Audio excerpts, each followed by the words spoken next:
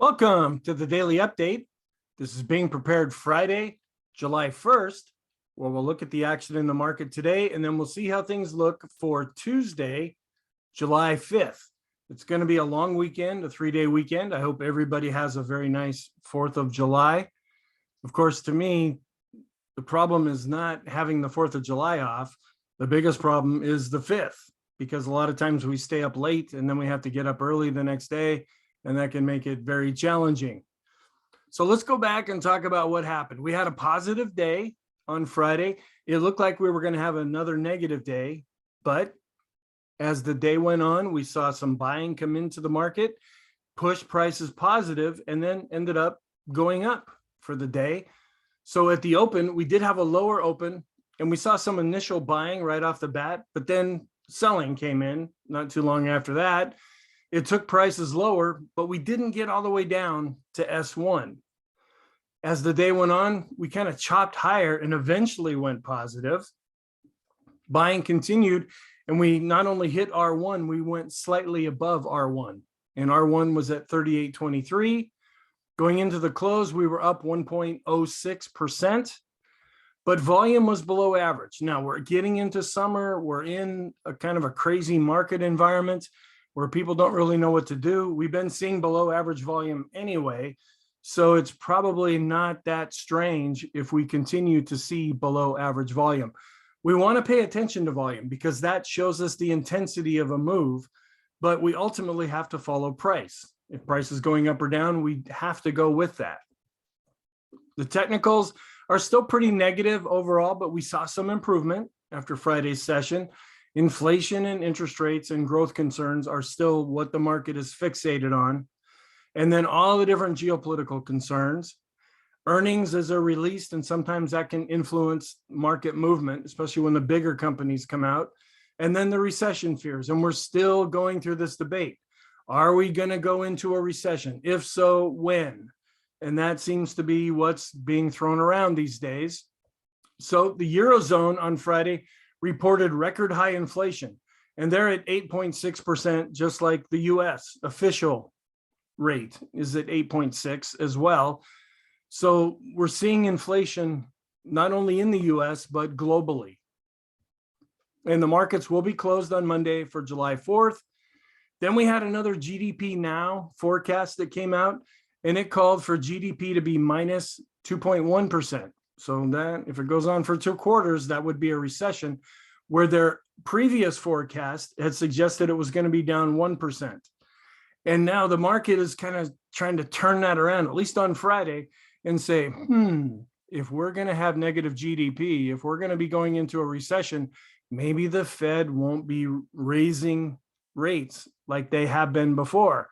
Now, that could come and go very quickly as a working scenario, but at least on Friday, that appeared to be what the market was thinking.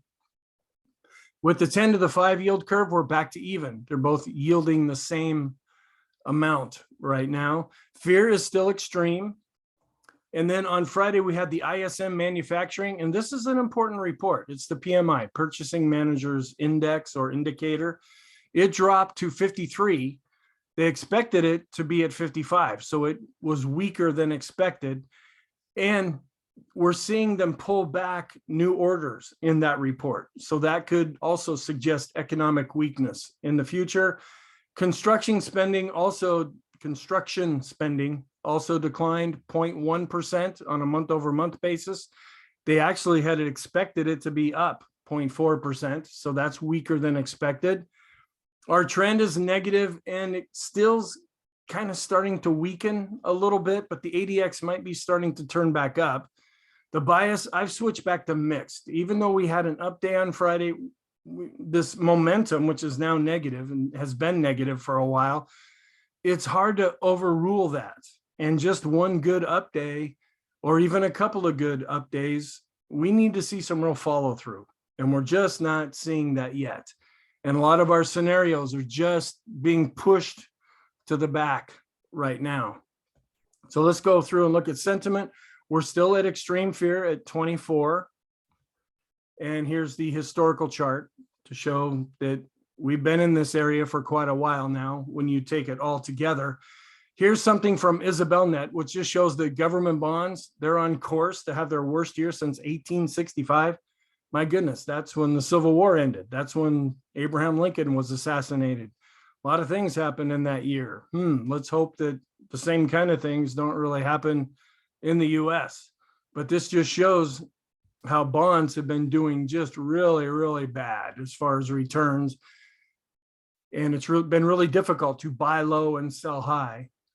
Here is the S&P 500 showing the 3-year moving average. And I usually don't show that. So I just wanted to bring this up, and we're coming down to what could be support. This has acted as support previously, going way, way back.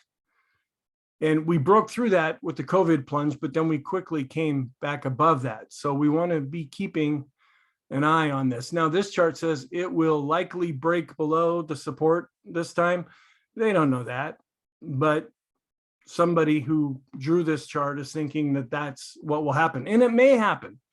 But to say with any dogmatic certainty is, I don't know, we'll just have to see how things play out. And this just shows that the outflows now, or the flows, have been going out of both equities, meaning stocks, and bonds very heavily. People are really nervous right now, which could end up being positive because a lot of these folks make their decisions when the market's closed, or they tend to react to what's already happening, and they tend to arrive late at the party. We also had the NAAIM number come out, and it's increased up to 30, where it had gotten down to just a little bit below 20. That's really extreme negative. We're still pretty extreme negative, but we're showing a bit of an improvement on this chart. Then the ISM manufacturing index, that's the real dark line right here. It actually turned up a little bit on this chart. And then all these different colored, looks kind of like a rainbow here. These are the regional surveys that they do, and they're pretty much declining overall. Then here's the real GDP nowcast, just showing that we're at 3.89% right now. And then here's the VIX, showing that we did decline on an up day. So we saw a little bit of a drop on the line chart as well as on the bar chart. And the VIX of the VIX is also really declining right now. The Ulcer index has dropped below the moving average. We're down 20.61% from the all-time high. The equity put call ratio did decline on the daily chart, and on the weekly chart, or excuse me, the 5-day chart, you could say weekly, it's still increasing. Our support and resistance, these are the levels for Tuesday's session. And here's the daily chart showing that we do have some resistance up above where we're at right now, just at about the 4,000 level. This is 3,999. So just say 4,000 if you round it up. And that would be psychologically helpful to the markets as well. If we continue to go down, we could go back and retest this low that was set back in June. If we continue to fall, we might go all the way down to S1. And here's the machine gun chart. And again, I'm thinking of taking these charts out. I'm going to play with this a little bit and see if maybe coming up with a spreadsheet might be a little bit more handy, just to put these numbers, because you can't really see the numbers. And there's so many things on the chart, it makes it really difficult to read, even when I try to clean it up like this one. But we're right at resistance right now. So if things are going to turn back more positive, we need to break through this resistance. And we're back above this full retracement that we saw on this very short-term Fibonacci chart. So we broke right above the low that we set back in May. And here is the daily pivots for the whole month of July. And I'm thinking of putting these on a spreadsheet. We're still above this Fibonacci retracement going back to the low in 2021. And this also kind of shows where we're at resistance. I didn't bring this line all the way over because I wanted to make it a little easier to see.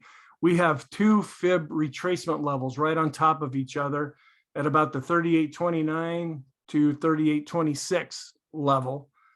And we're at 38.25 right now. So can we break through and get above that? That's pretty significant resistance right now.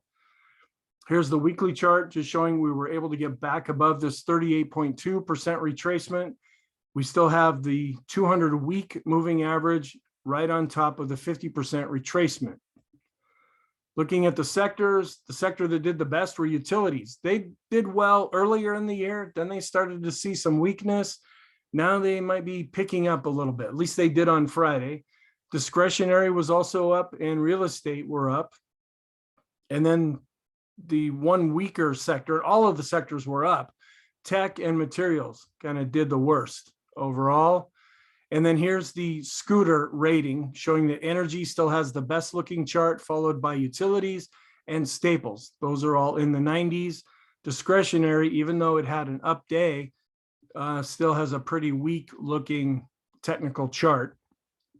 And this just shows where now the energy sector and utilities are both positive on the year, with the rest of the sectors negative, or at least since the all-time high. Technical alerts, few negative, few positive. The one for the S&P 500 is that we broke above 3,800. And intraday, here are the futures. And again, I was a little late. I'm really busy right at the time the market opens, so it's not always easy for me to take a screenshot at that time. But we were negative, and then we came up and ended up being more positive at the open.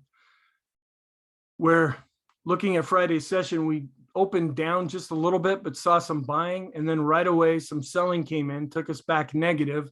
We didn't make it all the way down to S1. We just kind of floundered around negative. And then later in the day was when we broke through. We kind of hung out at the unchanged level for a while, and then we're able to break a bit higher.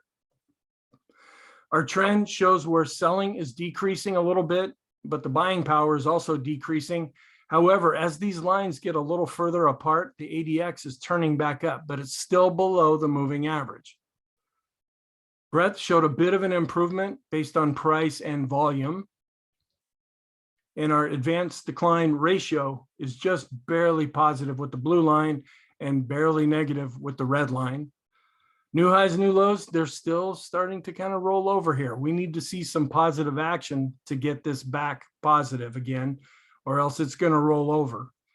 Accumulation distribution did show a bit of an improvement above the moving average. Short term, the force index is just slightly negative still.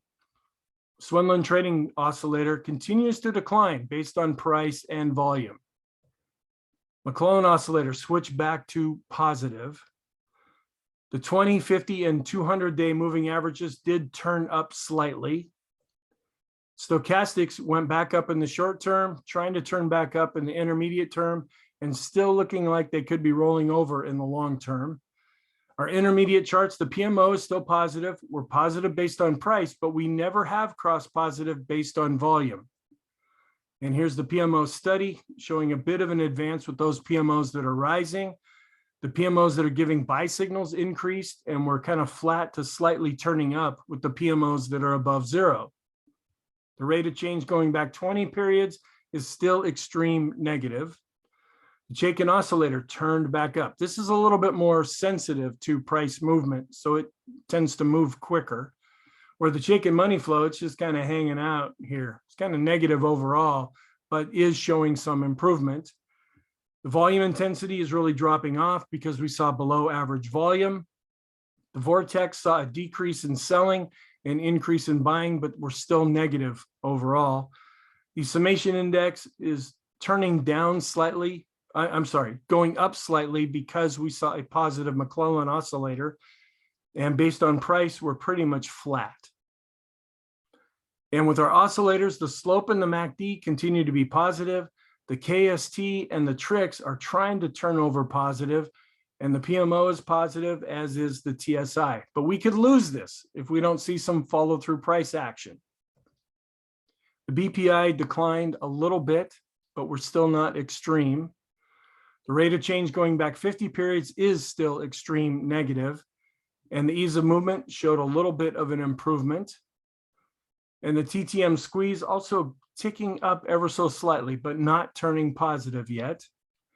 Our different charts, I don't have all the charts here. The Heiken Ashi is still looking more negative. It redrew after Friday. The KEGI is still positive. but the other charts are just kind of not really telling us much. The Elder Impulse has switched back to neutral with the SPX and also neutral with the SPY. The SAR, how do you like that for a bunch of acronyms, continues to be positive, and we're still deep purple with our go, no go system. Long term, a bit of an improvement with the 50, 150, and 200 period moving averages.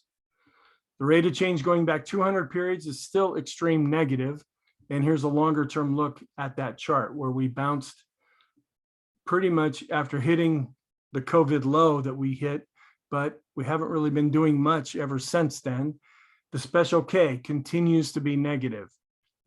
And here is the same fib retracement level again. And the diamonds are back to neutral now. That's what, or no, they're positive. I guess blue is neutral. So diamonds would be positive, but the Qs continue to be negative. The Vixen declined as to be expected because the NASDAQ 100 was up, both with the bar chart and with the line chart. And then we're still showing this weakness with value, which had been showing some strength for most of 2022. And those stocks above their 50 period moving average were still bouncing up after giving an extreme negative reading. And with the mid caps, they're also trying to bounce, and the small caps are also trying to bounce. But we're going to see need to see a lot more than what we've been seeing. The dollar was up 0.43% and is still in an uptrend. The dollar to the S&P 500 actually reversed a little bit after being neutral. Oil was up 2.5% to, what is that, 108.43. It's really hard to read that number. The oil to S&P correlation, still pretty much neutral, but they were both moving in the same direction on Friday. Copper continues to show weakness. And so I have another copper chart. When you take the ratio between copper and gold, copper has really been underperforming as gold has been doing nothing. And here just shows how the green line is the 2-year yield. It's been coming down recently, but it's really been spiking up where copper has been really declining. So we want to keep an eye on this. As far as bonds, a little bit of an uptick based on price with the corporate bonds. And we're up 0.9% with the treasury bonds. Our world bonds also saw almost a 0.5% bounce. Then looking at the S&P to the 10-year yield, getting back closer to more of a neutral reading. I tend to look at this as 0.25 to minus 0.25 as more neutral territory. And then looking at the tech sector to the 10-year, they are neutral. Now, the yield curve is back to zeros. They're both giving the same yield. The 30-year, it's continuing to fall underneath this 50% retracement as bonds go up. And this just shows how yields came down as bond prices went up on Friday. And then our scenarios. We do have a signal from the Copic curve, but is that going to be a positive or negative? We need other indicators to help tell us that. The VIX spike that we saw, we're still waiting to see. Is that going to mark some kind of a bottom? We don't really know yet.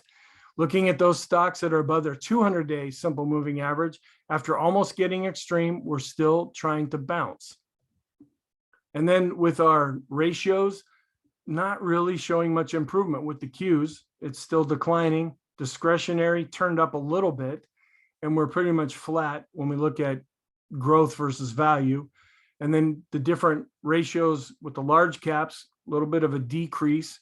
Mid caps, pretty much flat. Small caps, also pretty much flat. So nothing was really decided in that area. The 2-year spike, okay, it went up and has come back down. Is that going to be a spike? We're waiting to find out about that. The correlation between the S&P and the 2-year, getting almost back to neutral territory, but still slightly inverse. The staples were up 1.44%. So we're starting to spike up again. It looks like we're taking out this spike that we've been watching for quite a while because the staples are still doing pretty good. So what's our outlook for Tuesdays? There's some improvement with the technicals, but not an awful lot. Sentiment is back to being extreme negative. We have factory orders coming out on Tuesday, and then all the different geopolitical events: Russia, Ukraine, China, supply chain issues, inflation, interest rates, growth concerns, margin calls if we fall, oil if it continues to go up, earnings as they're released, Fed speak if it comes out, the situation in Japan. That's why their interest rates are so low. And then the big deal right now is, are we going to go into a recession or not? So our scenarios, everything I just said could keep us going down. It's a pretty negative environment. The technicals are continuing to show weakness, even though they were slightly improved on Friday. If we're going to keep going up from here, the technicals need to get a lot better. And there's just a general disbelief now that the market is not going to go higher. That could work to its favor. We need some of these possible positive scenarios to come back in. Our sector rotation really isn't happening right now, but that could come back. We want to keep an eye on that. And then the technicals, since they are pretty negative overall, we look at pivots, daily pivots, fib retracements, and then other highs and lows to act as either support or resistance. We're not really sideways now because the ADX is still above 20, but if you're more aggressive with this, we're still below that moving average. So you might go ahead and say that is neutral. So our conclusion is the S&P is negative overall, short-term negative, intermediate-term negative, long-term negative. One day does not change everything. So thank you. Have a very good 4th of July and a safe 4th of July. And I will prepare the weekly video and the intermarket analysis video over the weekend. And then I'll prepare the next daily video after the session on Tuesday.